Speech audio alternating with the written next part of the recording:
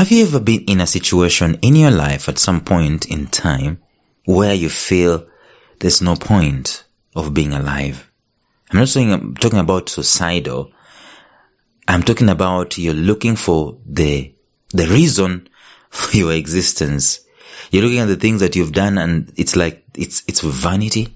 Have you ever come to a place in your life where you feel life is just full of vanity? You've tried and tried and tried and it's not happening. Things are not moving. It's not making sense. Things that matter are not making sense to you at all. Chances are, my friend, chances are that at that moment in time, you are not feeling effective at all. And it's a dangerous place to be at.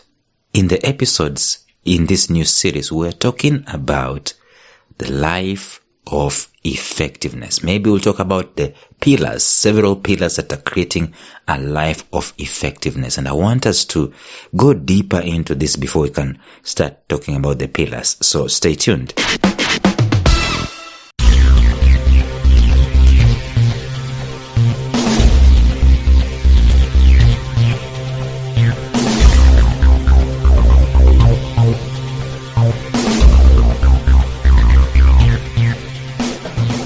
Welcome to the Life Signatures podcast with Lawrence Namale. Lawrence is a life coach, author, and keynote speaker who loves to tackle different topics on purpose, productivity, and resilience. His mission in life is to awaken all your boundless possibilities available in you. Life Signatures podcast is dedicated to bring to reality every single person who knows that deep down in their gut, there's got to be more to life than this. And now, here is your host, Lawrence Namale.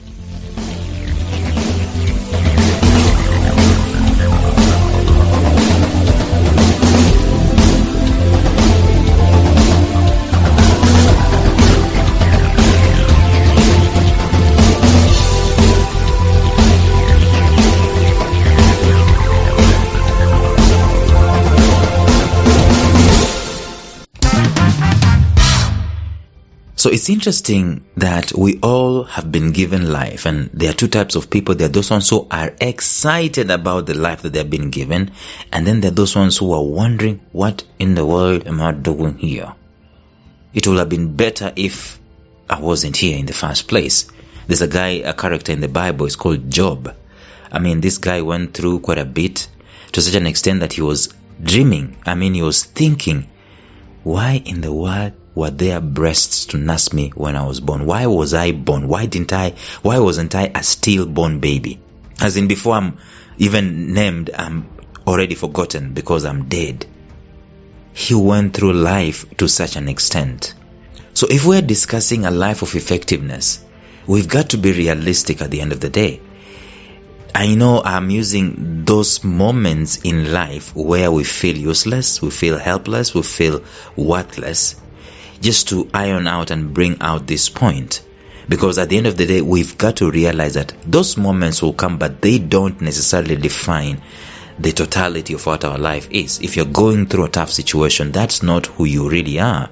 If you failed an examination, you've not been promoted to the next class, you've failed to go into the university, that's not who you really are. It's a temporary, momentarily, circumstantial situation that shouldn't define who you really are. It's a catalyst, yes, I agree, it's a catalyst, but that's not who you really are. We are talking at the end of the day about the effective life. How does that effective life looks like? But before we can even go deeper there, I want us to understand that there are very many things on the face of the earth, the living things actually. But on the crux of the matter is that the icing on the cake of all creation is you and I, the human. We are more important. When you run over a rabbit on the road with your car, you just speed off and you, for a moment, you just feel sad for the thing. But you knock a human being down, you don't go ahead and drive. You stop. Life has been affected. I read somewhere that I think this book was called Halftime, something like that. And they were quoting a guy who said that if a human being dies, the whole universe has lost, and myself, I have lost something. That's the importance of the human being. And that should tell us that we need to live our lives so that our lives are effective one way or another. And I think all of us humans need to be particular about how effective we can be in life. In fact, it is something that is already ingrained in us. Whenever we are not effective, we are unhappy. You remember my guys, yesterday I started this series by talking about the guys who were saying that the purpose of life is to be happy, right? So what causes unhappiness? There we go. What is it that brings unhappiness? And one of the reasons that brings unhappiness is life not making sense. You being not effective in life. But the moment you are effective in life, then guess what? Your happiness, now that you love it, it comes. So we all have to mind about the life of effectiveness. I mean, we cannot just be living a happy-go-lucky life. And we say, oh, the purpose of life is to be happy. And so all you do is put on the nice shoe, look for those nice shoes, and look for those nice eyelashes. You put them on, you put a nice green top and whatever it is, and buy a nice phone. All these things are not about effectiveness in life. They are not about being if you came here on earth for the sole reason of amassing stuff, I'm going to ask you one question. What's the point? What's the point? Because you will not take anything out of this world, especially the tangibles. You will not take your podcasting equipment to the next world. You will not take anything out of this world that you are thinking is the reason for your existence. The only thing that you can take to the next world is the fragrance that has been created by a life of effectiveness. So if you're passionate about children and you do something for them, that's what you're going to take into the next world. When they read your eulogy on the day that you are dead, they don't count how many pairs of shoes you had, how many cars you had, and how many houses you had. They talk about your effectiveness. One of the things we do as coaches when you're trying to tell people to have clarity in life, one of the tools we use is to write your obituary, write your eulogy, the way you want to be remembered.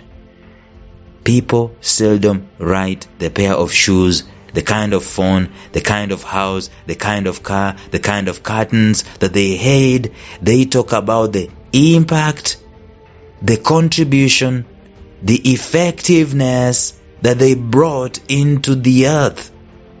So we've got to mind about our effectiveness. Now, let me tell you this. I've never died before.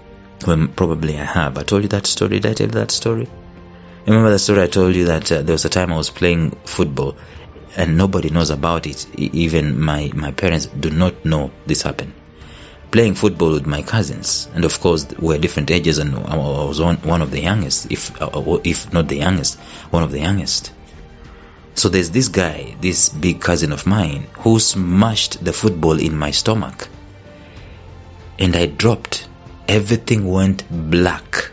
Cannot remember, maybe I died, but everything just went bleak and black. And they resuscitated me and so on and so forth. I don't remember nothing.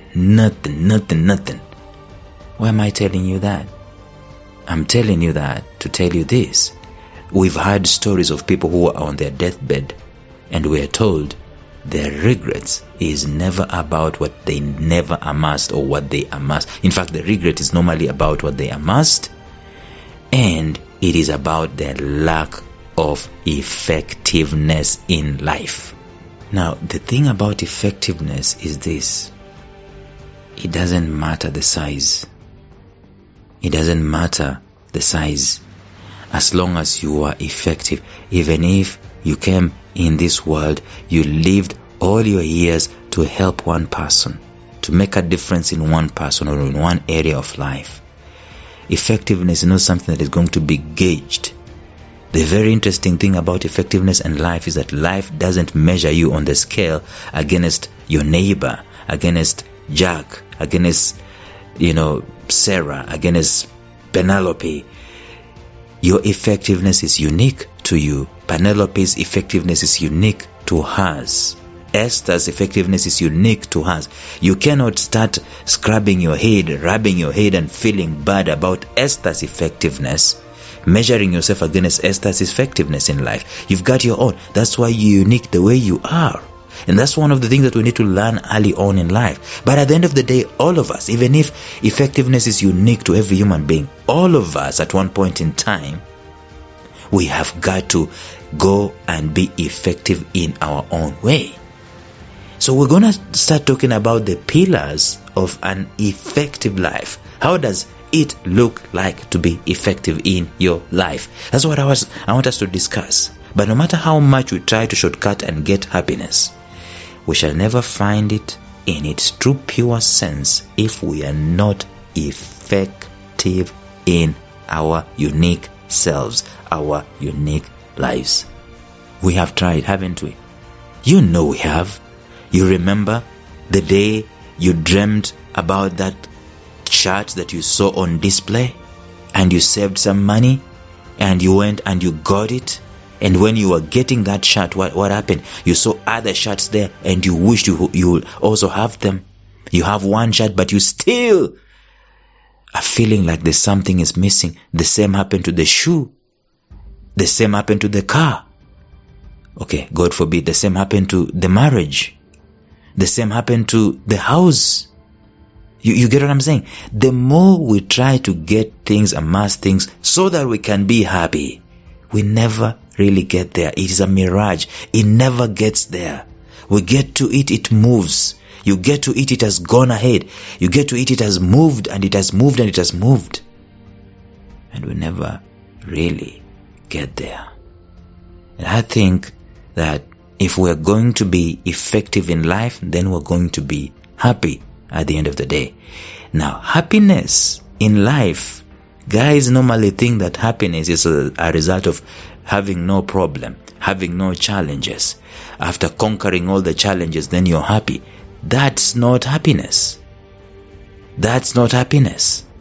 Happiness, true, enduring happiness, is derived from a life of effectiveness.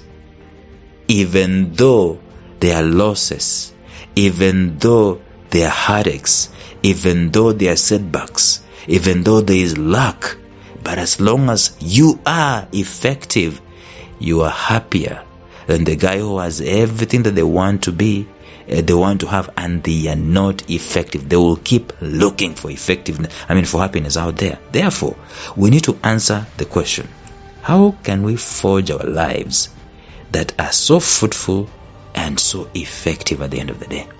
How?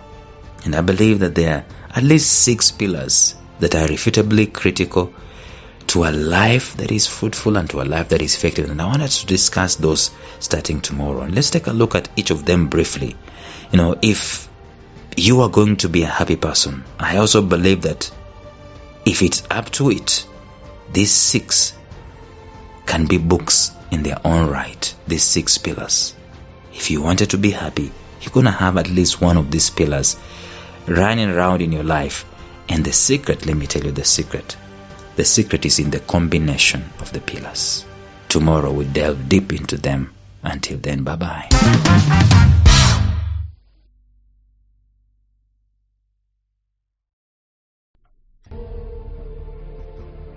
Thank you for listening to Life Signatures Radio. If you enjoyed today's show, subscribe to Life Signatures Radio on iTunes, Stitcher, or visit our website at lifesignatures.libsyn.com. Life Signatures Radio, fresh, clean, and inspiring.